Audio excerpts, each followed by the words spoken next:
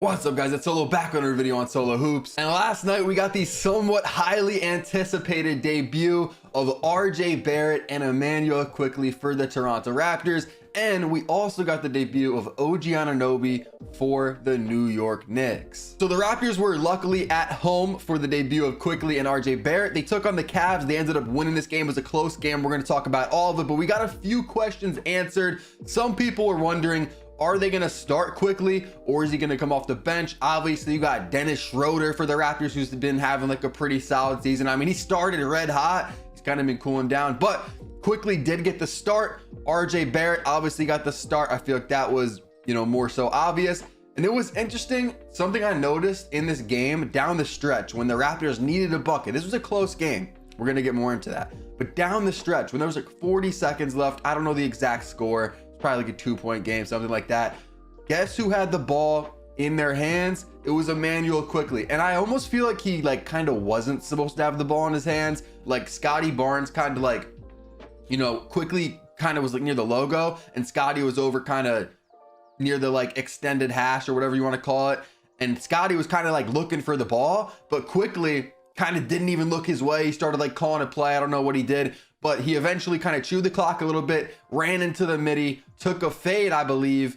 I could be wrong on that, but I know he took a shot. I know he took the shot and he missed it. So maybe that's not what they want to do moving forward, but I think Quickley was kind of trying to make that first impression for the Raptors. Like, this is the guy that I'm going to be. I'm not going to be that same guy that I was in New York who took a back seat to, Brunson, Randall, even RJ.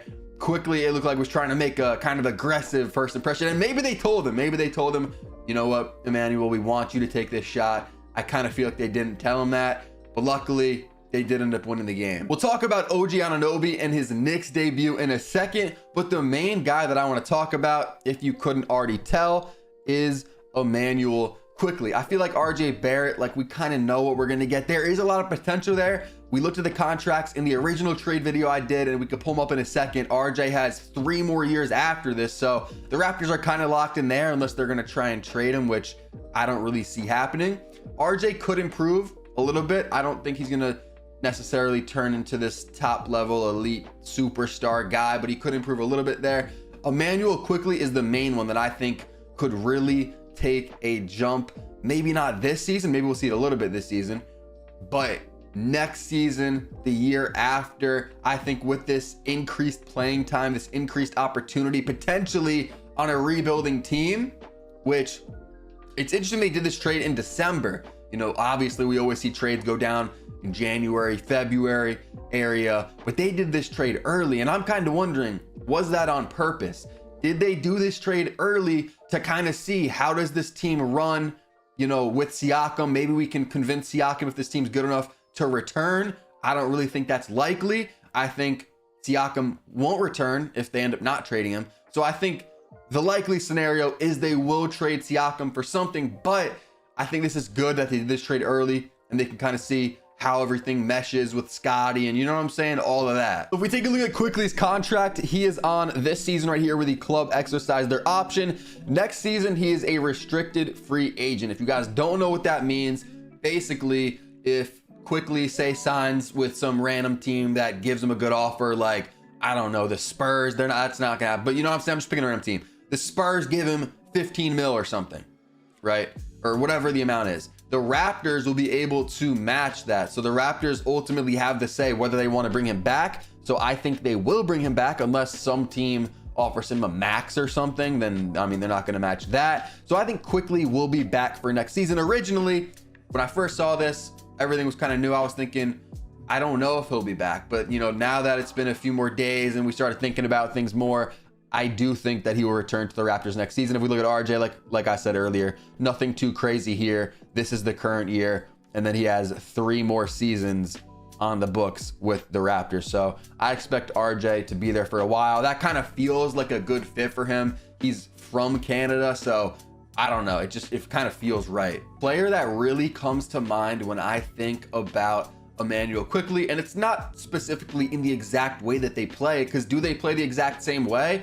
Not really, but it kind of reminds me of when Jalen Brunson was with the Mavs playing with Luka, and he wasn't getting, as much usage as he could get on another team. Obviously, when you're playing with Luka, you know, we've seen some other teams kind of random, but with LeBron, like when Kevin Love went there, you know, good players just won't get usage when you're playing with these type of superstars. But also, I mean, Brunson hadn't broken out yet, so it's like you didn't really know what you had there. If we scroll down here, we can see Brunson with Dallas in his last year. You can see him kind of creeping up the numbers every single season, getting better. And then the last year, he was averaging 16 with Dallas. I believe he was starting. I think they also had Dinwiddie, who I want to say came off the bench. But yeah, he had good efficiency, good averages, 16, 4.8 assists, so solid assist numbers, and then 4 rebounds. If we look at Immanuel Quickley, who is about the same year in his career, you know, Brunson had 4 years with Dallas. Quickley has 4 years with or 3 years actually, or is it 4? No, it's 4. Okay, it's 4 years with the Knicks, and he's also averaging 15, 2, and 2. And so he's a guy that I think, you know, if the Raptors, because I think the Raptors is probably a perfect fit for Quickley. If they bring him back next year and then maybe even extend him, he's a guy I think could take that Brunson-like transition, that Brunson-like leap, given a new opportunity, a team with more usage. He could be a guy that goes from 15 points per game to a 20+ point per game scorer. I could definitely see that happening. I'm high on him as like a potential star, you know, breakout candidate, whatever you want to call it. Maybe he could even win like most improved next year. Who knows? I feel like he could be a candidate for that, given this new team, especially if they get rid of Siakam and they kind of are just rebuilding. They don't have all those stars there. I mean, they're going to have Scotty, but you know what I'm saying. But I was talking to some people and they were saying that Quickley has a chance. Do I believe this? Probably not. But they're saying Quickley has a chance to be the highest usage player on this team. I don't really believe that. I think Scotty still will get more usage than Quickley, but that's just how high some people are on Quickley. And when the trade first goes down, I feel like RJ Barrett is the big name in this deal. And you know, you're thinking, okay, he's now going to be a huge guy for the Raptors.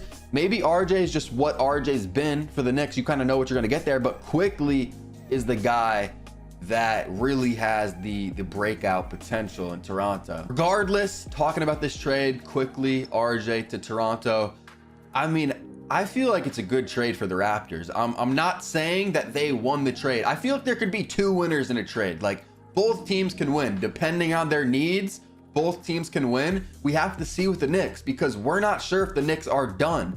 Do you guys think the Knicks are done making trades? This is it? They just wanted to trade for OG Anunoby in December and they're not making any more trades? Because there's a lot of rumors about them making more trades. And something I think about a lot is in the playoffs, they are severely going to struggle against good bigs. If they run into Joel Embiid, say goodbye. In my opinion, Isaiah Hartenstein is not stopping Joel Embiid. And now you got backup minutes from Precious Achiuwa. Obviously, Mitchell Robinson's done for the year, so that's a big hit. But, you know, they run into Giannis. That's a problem, in my opinion. 7-game series, I don't think the Knicks are going to be good there. So I think the Knicks got to make another trade, because if they don't, and especially if they don't re-sign OG, if they don't bring him back, because he's a player option, I think so. Actually, that's not really up to them. He's an option, though. But if they lose OG, and then they just traded RJ, Quickley, and this 2nd-round pick for the Pistons, which is basically a first because the Pistons are that bad. That's, you know, at the beginning of the 2nd round. That's going to be really bad, because basically just traded for OG Anunoby for 1 year and you just lost a lot of stuff. So that would be bad for the Knicks.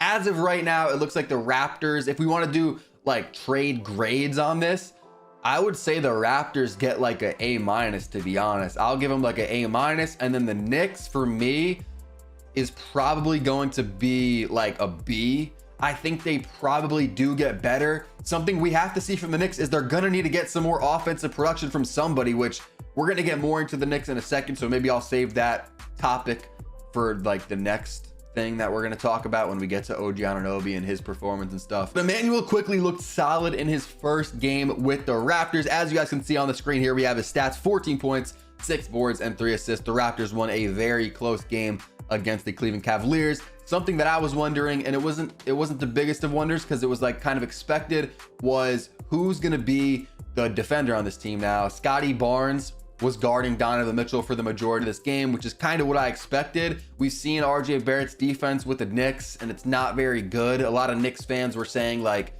when they would run into, say, Jason Tatum, they'd have to watch RJ Barrett try to guard Jason Tatum, whereas now you have OG Anunoby, who will actually be able to hopefully guard him. I'm saying hopefully because of how his game went with the Knicks yesterday. We're going to get into that. But yeah, Quickley didn't look that bad. He didn't look that great in his debut with the Raptors. He obviously, if you're watching the game, got the first bucket for them, hitting a 3. RJ Barrett had 19, 9, and 1. Both of them not having the craziest of games, but just kind of okay games. It's going to be interesting to watch the Raptors moving forward. At least for me, watching the Raptors debut was more fun. Maybe it was because there was 2 players that were new, and you know, I wanted to see what Quickley would do mainly.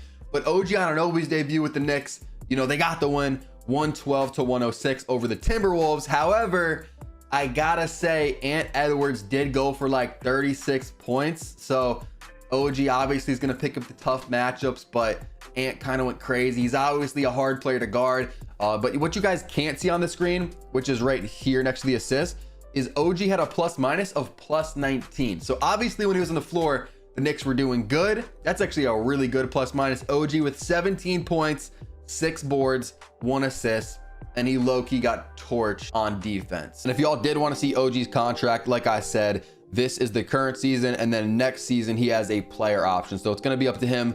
Does he want to stay with the Knicks? I assume he probably will, unless something goes tragically wrong in New York. And then if he declines that and they lose him, I mean, that would free up some more money, but that would not be good for the Knicks. The Knicks win over the Timberwolves. Julius Randle had 39 points and 9 boards. Now this kind of goes back to that other topic I was saying, where the Knicks are going to have to find some more offensive production from somebody, because obviously losing RJ Barrett, who was an 18 point per game scorer, losing Emmanuel Quickley, who gave you a lot of your bench production, he was averaging 15 points per game.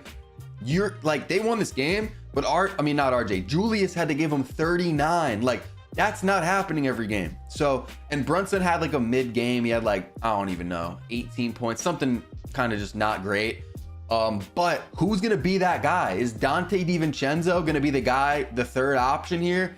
Is he going to start scoring 15 points per game? Are you going to get more production from Grimes, Hart? They're going to need a guy to step up. You do have OG Anunoby, so he's probably the third guy, you know what I'm saying, when it comes to points per game. But you know what I'm saying? You need like that bench scorer, that guy that can kind of fill in for what Quickley was doing for that Knicks team. And I'm just not sure who it's going to be. If I had to guess, it's probably going to be Dante DiVincenzo. He's probably going to have to take a step forward. Again, I think the Knicks have to make another trade here before the trade deadline, which isn't close, but you know, it's going to be something to see. Like, what do they do moving forward? Speaking of the Raptors game, Pascal Siakam had a crazy game, one of the best of this season for him. 36 points, 5 boards, and 2 assists in the 124-121 win over the Cavs. The Bucks lost to the Pacers somehow. The Bucks just didn't play great, but Giannis had a triple-double, 30 points, 18 boards, and 11 assists. And the reason why I say they somehow beat him is because Halliburton didn't even have the craziest of games. I think he had maybe double-digit assists, which isn't surprising. I want to say he had at least 9 assists, maybe more, but I know he didn't score too crazy. I think Benedict Mathurin had like 26 points in this game, so that was a huge help to them.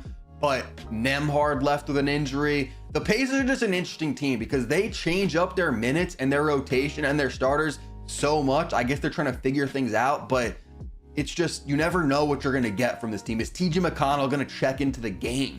Is like a question you got to ask yourself. Is Andrew Nembhard going to be, I mean, he got hurt, so obviously, you know, but you never know the minutes. They start Jalen Smith sometimes. Sometimes they go Isaiah Moore. Talk about him all the time on this channel, so we're going to go kind of quick. But the Rockets played the Pistons, who are 3-30, so that's another reason why we're going to go kind of quick in this. Alpi gave him 26. He was unstoppable in this one. 4 boards and 9 assists. He was plus 20 in his plus minus when he was on the floor. 27 minutes in this game. He didn't play the fourth. I believe they took him out near the end of the third, along with all the starters, Fred, everyone else that was playing really good for them. I think Jabari Smith actually played in the fourth, who he just returned from an injury. So I guess they were trying to get him some extra minutes, get him some extra playing time, whatever, get used to whatever the flow of things again. But yeah, the Rockets blew him out. Sengun didn't play the fourth. If he did, he might have went for 40 points in this game, bro. Cavs lost to the Raptors. Donovan Mitchell had 28 points, but the leading scorer for the Cavs, not for the entire game because Pascal had 36, but for the Cavs was Caris LeVert. He had a new hairstyle. If you guys are watching this game, I noticed that right away. 31 points for Caris, 4 boards, 4 assists, and they still lost. So that's not a good sign when Caris is giving you 31 and you still can't win. The Cavs are trying to just string together some wins however they can while they have no Darius Garland, which I think Garland will be back in, like, I would say probably 2.5 weeks, 3 weeks maybe. And then Mobley is also after like a month and a half. So they're out on some key pieces here. You know what I'm saying? They're losing some key guys. They're just trying to figure out how they can get some wins, and Caris is giving them 31 and they still can't win. Actually, staying on that topic, because I don't want to make it seem like they cannot win games. They're 18 and 15. I'm just saying in this game, Caris had 31 and they weren't able to win. They obviously can win some games with the current roster they have. Go down below this video and make sure you're sub, because a lot of people watch this channel. They watch my 2K channel as well and aren't subs. So sub up, turn on noties. We're about to hit 900 subs. I appreciate everybody that's been supporting and that got us to 800 subscribers. We're on the road to 1K. I'm grinding daily on this channel. Sub up, click the video, pop it up on your screen right now if you haven't seen it yet.